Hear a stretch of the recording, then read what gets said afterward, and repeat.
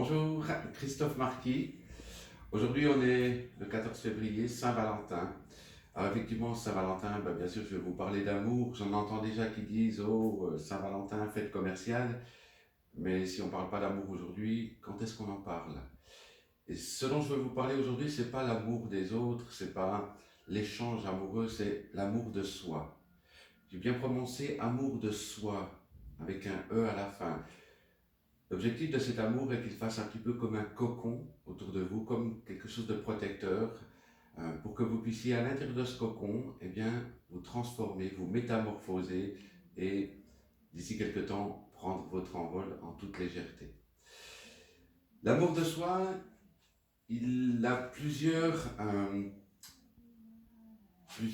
aspects. Le premier des aspects, c'est qu'il est inconditionnel.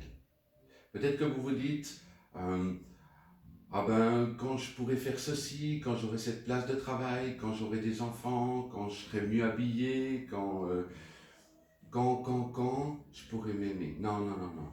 L'amour de soi, c'est là, c'est maintenant, c'est totalement inconditionnel. Quoi que vous fassiez, quoi que vous viviez, quelle que soit la personnalité que vous avez, le fonctionnement que vous avez, vous méritez cet amour. Bien sûr, souvent on me dit quand je parle d'amour de soi, je suis bien d'accord, c'est sympa les théories, mais comment?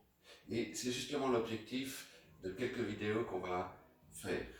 Euh, mais bien sûr, avant ce comment, il y a une petite partie théorique. Une autre question à se poser, c'est comment est-ce que vous vous parlez? On se parle tous dans notre tête. C'est quoi les messages que vous vous donnez? C'est quoi, quelquefois même sans doute, ces injonctions que vous apportez? Parlez-vous avec douceur, parlez-vous comme vous aimeriez qu'on vous parle, aimez-vous comme vous aimeriez qu'on vous aime.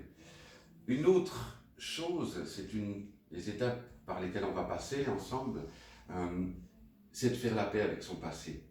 Quoi que vous ayez vécu, quelquefois on traîne un boulet, on traîne des casseroles, mais peu importe, tout ça, tout ce que vous avez vécu, toutes les expériences que vous avez eues, vous ont amené là où vous êtes aujourd'hui, vous ont amené à être qui vous êtes aujourd'hui.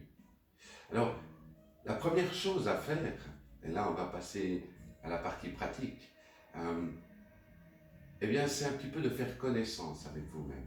Si vous voulez une relation avec quelqu'un, eh bien vous allez prendre rendez-vous avec cette personne. Alors c'est ce que je vais vous inviter à faire, de prendre rendez-vous avec vous. Et prendre rendez-vous avec vous, ça va passer par le noter dans votre agenda.